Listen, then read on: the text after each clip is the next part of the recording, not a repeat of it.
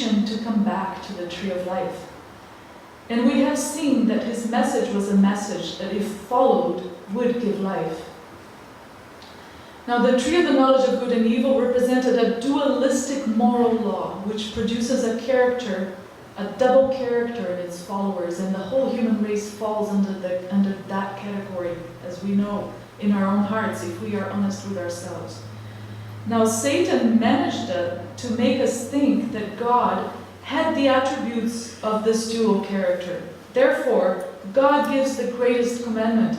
Hear, O Israel, the Lord your God is one. Don't confuse him with Satan's duality of good and evil. Don't confuse him with all the other gods out there who are not gods, but really demons, teaching doctrines of demons. And if we go on, I'd like to show you a few more things in Deuteronomy 6, verse 10. And it shall be, when the Lord our God shall have brought you into the land which he swore to your fathers, to Abraham and Isaac and to Jacob, to give you great and goodly cities which you did not build, and houses full of good things which you did not fill, and wells digged which you did not dig, and vineyards and olive trees which you did not plant, when you shall have eaten and be full, then beware, lest you forget the Lord, which brought you forth out of the land of Egypt, from the house of bondage. How are we to interpret this? How are we to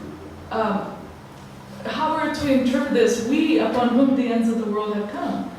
Is it not that all that God is giving us, or is going to give us, is not based on any of our works? That everything coming from him is purely because he loves us, and not because we deserve it, or have done anything to deserve it? Can you see that the motivating principle here is not our works, but simply God's love and his grace?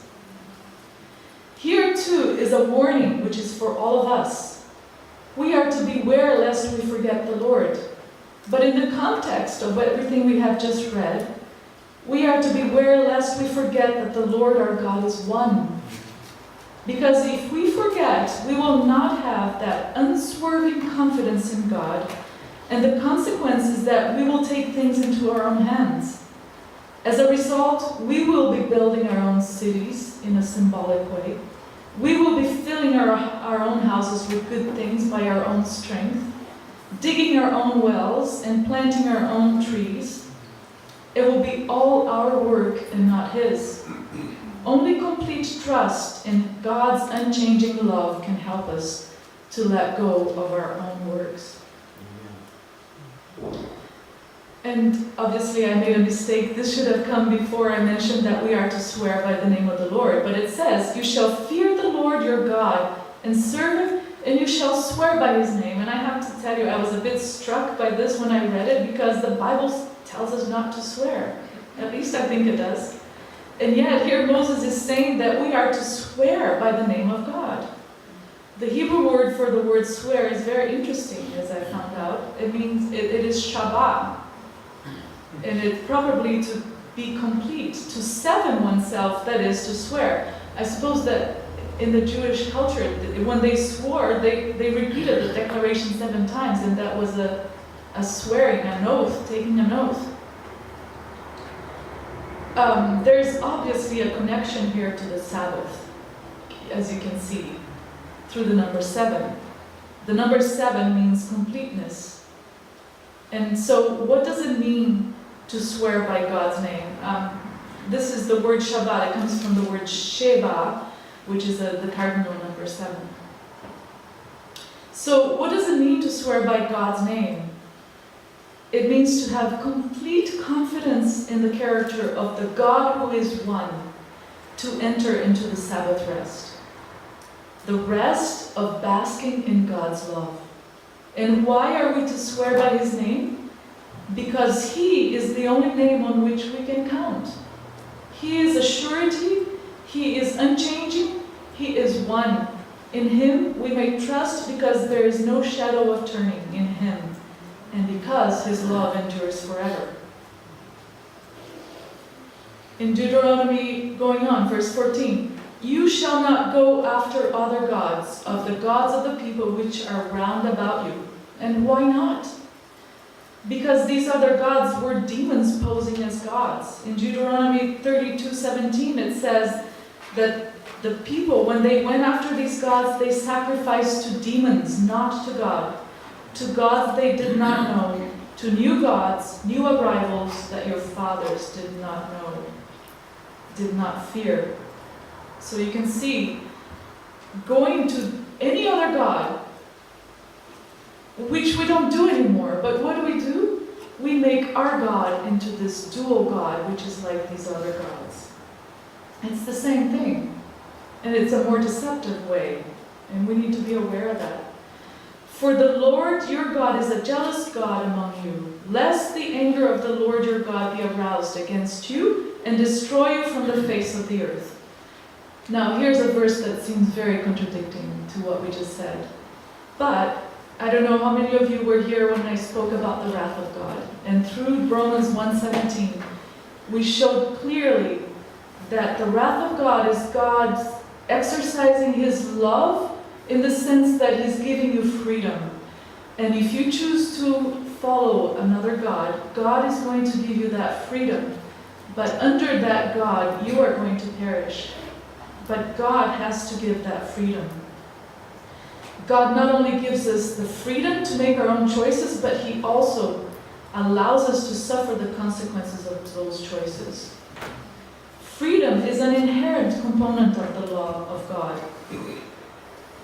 In this light, this passage could be interpreted to say, fear the Lord your God, lest God gives you up to the choice you have made to follow these gods and leave you unprotected from their anger and destruction.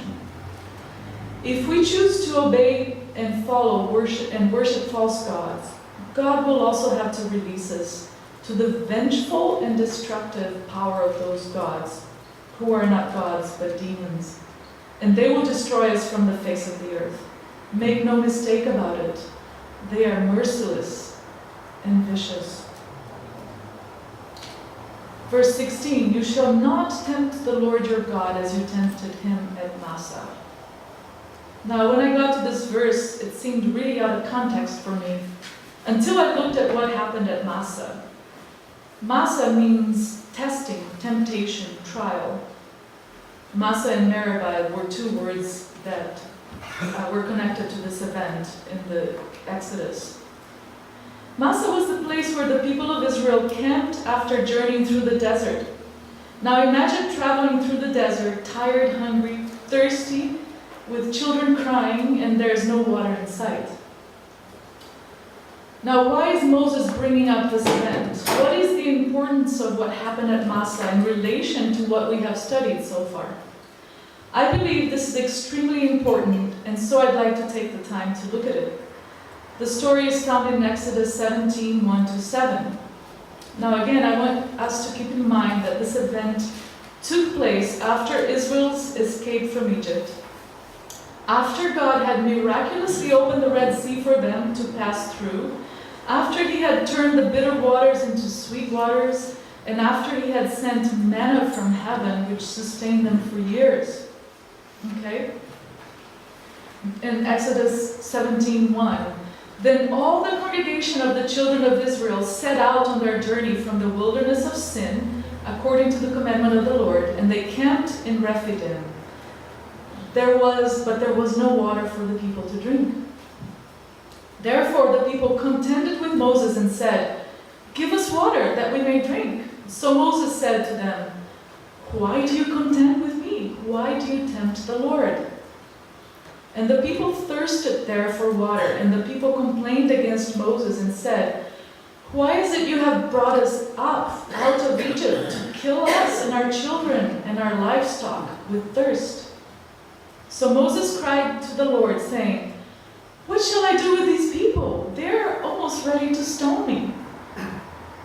And the Lord said to Moses, go on before the people, and take with you some of the elders of Israel.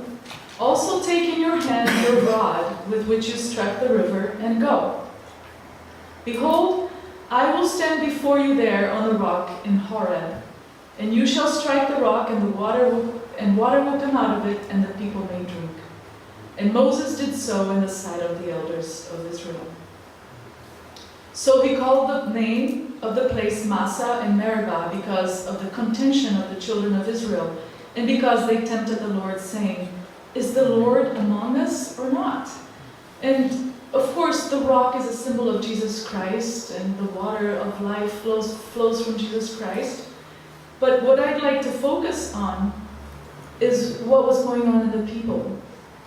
We can see that they were contending with Moses. They were tempting the Lord. They were discarding their whole deliverance from Egypt, and they were ready to stone Moses. How were they tempting the Lord? By saying, Is the Lord among us or not? Now this event is described also in the book of Hebrews, chapter 3, verses 7 to 19. And it reads, Therefore, as the Holy Spirit says, Today, if you hear his voice, do not harden your hearts as in the rebellion, in the day of trial in the wilderness, where your fathers tested me, tried me, and saw my works for 40 years. Therefore, I was angry with that generation and said, They always go astray in their heart, and they have not known my ways. So I swore in my wrath, They shall not enter my rest. God is giving them that freedom. Beware, brethren, lest there be in any of you an evil heart of unbelief in departing from the living God. But exhort one another daily while it is called today, lest any of you be hardened through the deceitfulness of sin. For we have become partakers of Christ if we hold the beginning of our confidence steadfast to the end. While it is said, Today, if you hear his voice, do not harden your hearts as in the rebellion. For who having heard the Shema, rebelled? Indeed, was it not all who came out of Egypt, led by Moses? Now with whom was he angry for 40 years? Was it not with those who sinned, whose corpses fell in the wilderness? And to whom did he swear that they would not enter his rest, but to those who did not obey? So we see that they could not enter because of unbelief. So we see that the great sin of the people of Israel is that they did not trust the Lord.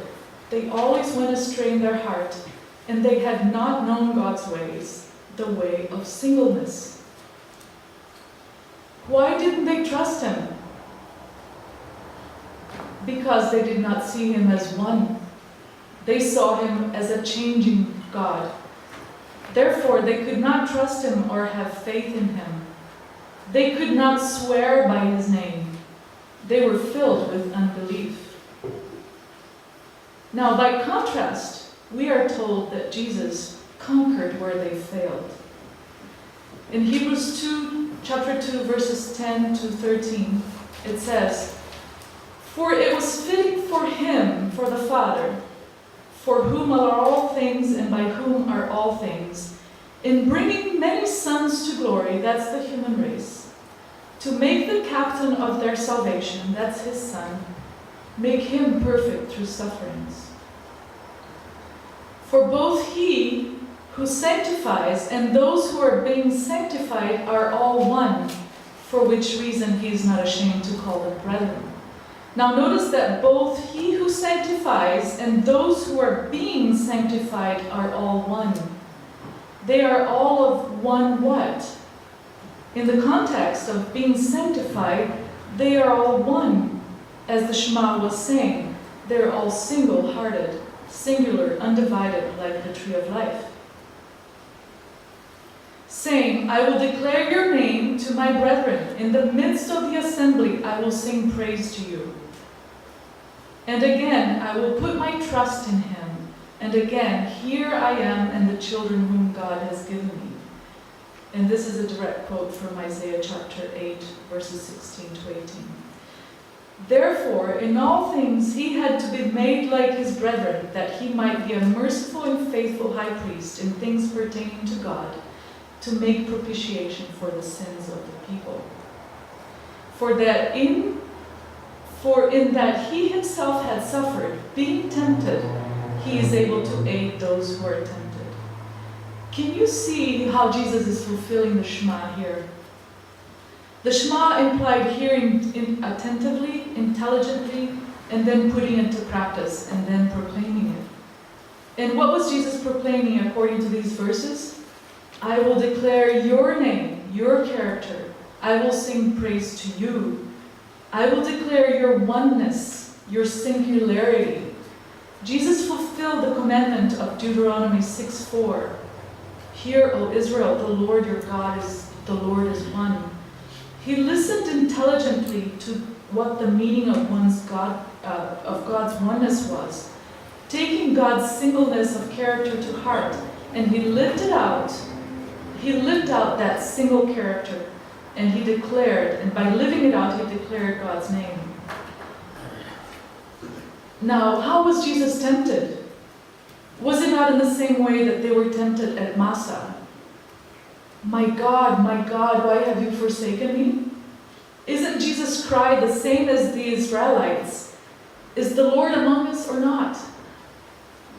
Now, Jesus was tempted to think that God had not only forsaken him, but that he was punishing him. When he entered Gethsemane, he took the sins of the world upon himself with its guilt and condemnation. He took all of it. It was all put on his shoulder.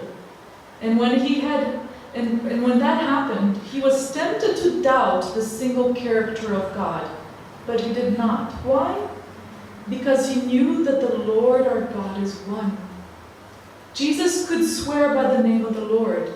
His knowledge of God's character filled him with trust in spite of his forsaken feelings.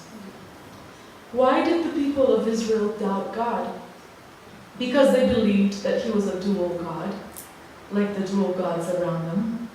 But Jesus' faith in God was unshakable because he knew that God was unchangeable.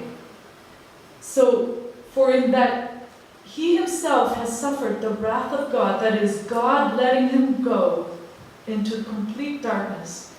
He did it for our sakes. In that he suffered that, he is able to aid us who are tempted to think that God has let us go. No matter what, we are to hold on to the words of Jesus. I will never leave you nor forsake you. Amen. That means that he will never leave us or forsake us for any reason. It doesn't matter how much we fail or how unworthy we feel. God will never leave us or forsake us because he is one, and his love for us is eternal. We become partakers of Christ in the same experience that he had if we hold the beginning of our confidence steadfast to the end. And you shall diligently keep the commandments of the Lord your God, and his testimonies and his statutes which he has commanded you. And you shall do that which is right in the sight of the Lord, right and good, that it may be well with you, and that you may go in and possess the good land which the Lord swore unto your fathers. And so, I'd like to propose to you that we have the Shema written right here.